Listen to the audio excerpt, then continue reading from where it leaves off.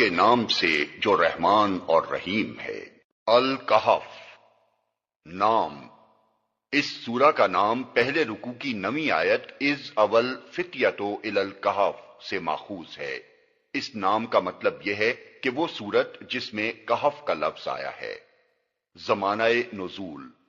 یہاں سے ان سورتوں کا آغاز ہوتا ہے جو مکی زندگی کے تیسرے دور میں نازل ہوئی ہیں۔ مکی زندگی کو ہم نے 4 بڑے بڑے دوروں میں تقسیم کیا ہے، جن کی تفصیل سورہ انعام کے دیباچے میں گزر چکی ہے۔ اس تقسیم کے لحاظ سے تیسرا دور تقریباً 5 نبوی کے آغاز سے شروع ہو کر قریب 10 نبوی تک چلتا ہے۔ اس دور کو جو چیز دوسرے دور سے ممتاز کرتی ہے وہ یہ ہے کہ دوسرے دور میں تو قریش نے نبی صلی اللہ علیہ وسلم اور آپ کی تحریک اور جماعت کو دبانے کے لیے زیادہ تر تضحیک، استہزاء، اعتراضات، الزامات، تخفیف، اطماع اور مخالفانہ پروپیگنڈے پر اعتماد کر رکھا تھا، مگر اس تیسرے دور میں انہوں نے ظلم و ستم، مار پیٹ اور معاشی دباؤ کے ہتھیار پوری سختی کے ساتھ استعمال کیے، یہاں تک کہ مسلمانوں کی ایک بڑی تعداد کو ملک چھوڑ کر حبش کی طرف نکل جانا پڑا، اور باقی ماندہ مسلمانوں کو اور ان کے ساتھ خود نبی صلی اللہ علیہ وسلم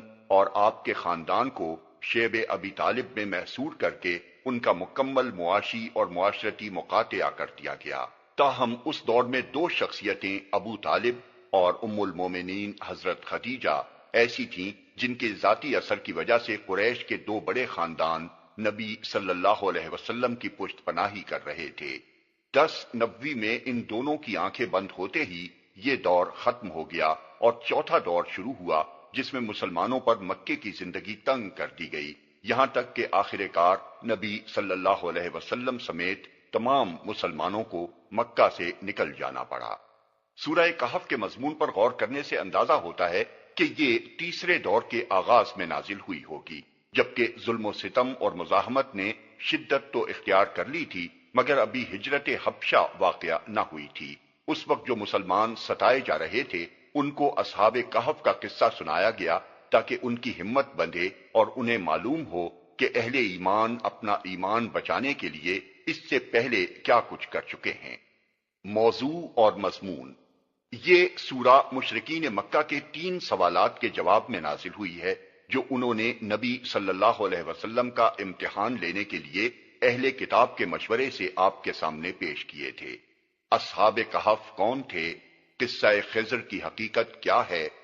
روایات میں آتا ہے کہ دوسرا سوال روح کے متعلق تھا جس کا جواب سورہ بنی اسرائیل کے رکوع 10 میں دیا گیا ہے، مگر سورہ کہف اور بنی اسرائیل کے زمانہ نزول میں کئی سال کا فرق ہے اور سورہ کہف میں 2 کے بجائے 3 قصے بیان کیے گئے ہیں، اس لیے ہم سمجھتے ہیں کہ دوسرا سوال دراصل قصہ خضر سے متعلق تھا نہ کہ روح سے متعلق۔ خود قرآن میں بھی ایک اشارہ ایسا موجود ہے جس سے ہمارے اس خیال کی تائید ہوتی ہے۔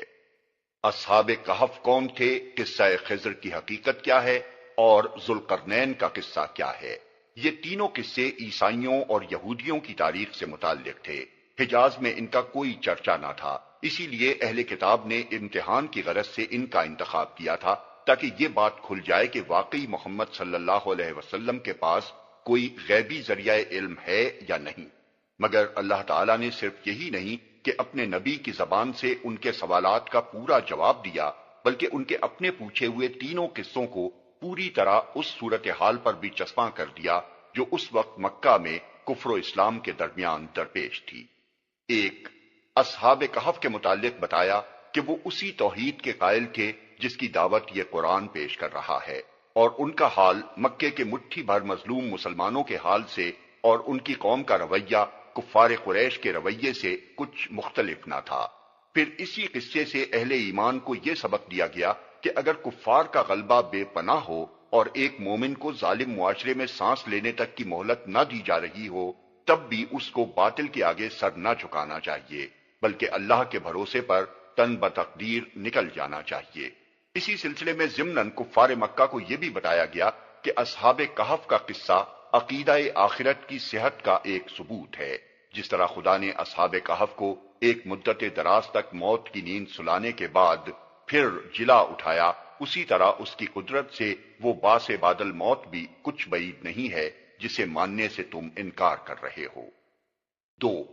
اصحاب کہف کے قصے سے راستہ نکال کر اس ظلم و ستم اور تحقیر و تذلیل پر گفتگو شروع کر دی گئی جو مکے کے سردار اور کھاتے پیتے لوگ اپنی بستی کی چھوٹی سی نو مسلم جماعت کے ساتھ برت رہے تھے۔ اس سلسلے میں ایک طرف نبی صلی اللہ علیہ وسلم کو ہدایت کی گئی کہ نہ ان ظالموں سے کوئی مصالحت کرو اور نہ اپنے غریب ساتھیوں کے مقابلے میں ان بڑے بڑے لوگوں کو کوئی اہمیت دو۔ دوسری طرف ان رئیسوں کو نصیحت کی گئی کہ اپنے چند روزہ عیش زندگانی پر نہ پھولو بلکہ ان بھلائیوں کے طالب بنو جو ابدی اور پائیدار ہیں۔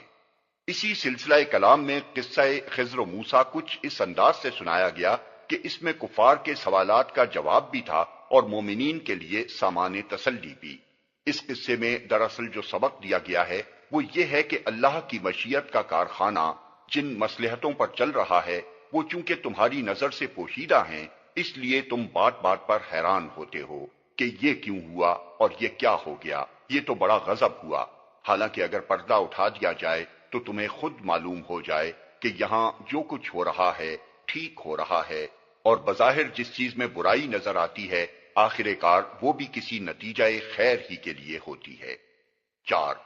اس کے بعد قصہ ذوالقرنین ارشاد ہوتا ہے اور اس میں سائلوں کو یہ سبق دیا جاتا ہے کہ تم تو اپنی اتنی ذرا ذرا سی سرداریوں پر پھول رہے ہو، حالانکہ ذوالقرنین اتنا بڑا فرما روا اور ایسا زبردست فاتح اور اس قدر عظیم الشان ذرائع کا مالک ہو کر بھی اپنی حقیقت کو نہ بھولا تھا اور اپنے خالق کے آگے ہمیشہ سر تسلیم خم رکھتا تھا۔ نیز یہ کہ تم اپنی ذرا ذرا سی حویلیوں اور باغیچیوں کی بہار کو لازوال سمجھ بیٹھے ہو، مگر وہ دنیا کی سب سے زیادہ مستحکم دیوار تحفظ بنا کر بھی یہی سمجھتا تھا کہ اصل بھروسے کے لائق اللہ ہے نہ کہ یہ دیوار۔ اللہ کی مرضی جب تک ہے یہ دیوار دشمنوں کو روکتی رہے گی، اور جب اس کی مرضی کچھ اور ہوگی تو اس دیوار میں رخنوں اور شگافوں کے سوا کچھ نہ رہے گا۔ اس طرح کفار کے امتحانی سوالات کو انہی پر پوری طرح الٹ دینے کے بعد خاتمہ کلام میں پھر انہی باتوں کو دہرا دیا گیا ہے جو آغاز کلام میں ارشاد ہوئی ہیں، یعنی یہ کہ توحید اور آخرت سراسر حق ہیں اور تمہاری اپنی بھلائی اسی میں ہے کہ انہیں مانو، ان کے مطابق اپنی اصلاح کرو اور خدا کے حضور اپنے آپ کو جواب دہ سمجھتے ہوئے دنیا میں زندگی بسر کرو۔ ایسا نہ کرو گے تو تمہاری اپنی زندگی خراب ہوگی اور تمہارا سب کچھ کیا کرایا اکارت جائے گا۔ Like, share and subscribe for more videos.